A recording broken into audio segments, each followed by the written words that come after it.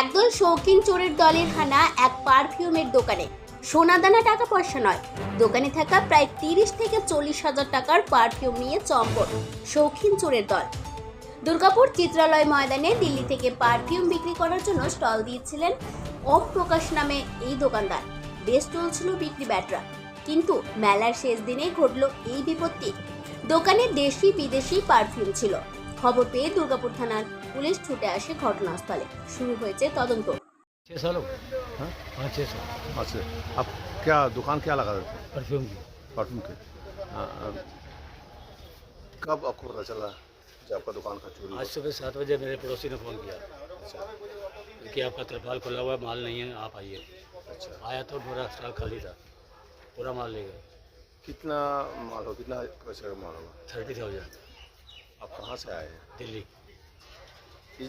ये पहले बार ऐसे हुआ ना इसका? फर्स्ट टाइम, 25 साल हो गए काम करते हुए, पहली बार ऐसा। क्या लग रहा है किसी को ऊपर कोई नहीं, मैं किसी के ऊपर शक नहीं है, जो भी है मैं तो किसी को जानता नहीं। आपको कुछ पता भी नहीं चला कुछ? नहीं, आस पड़ोस में जो दुकानदार थे इनको भी मालूम नहीं पड़ा, क्योंकि मिस्त्री लोगों का काम चल रहा था, आवाज़ें आ रही थी थोड़ा गाड़ी की, तो पड़ोसियों को भी मालूम नहीं पड़ा। थाना में पुलिस आया? हाँ जी। आपका नाम? বরাত জোরে বেঁচে গেছেন পারফিউমের দোকানের পাশে থাকা এক চাদরের দোকানের মালিক। এখানেও দুষ্কৃতীরা চুরির চেষ্টা করে, কিন্তু যদিও লাভ হয়নি। सर जैसे हम सो रहे थे सुबह के 6 बजे की बात है। तो जैसे मेरी आँख खुली तो एक बंदा वो चादर को खींच रहा था। चादर खींचते खींचते उसने ऐसी चादर खींची, इसने हमारा हैंगर भी तोड़ दिया।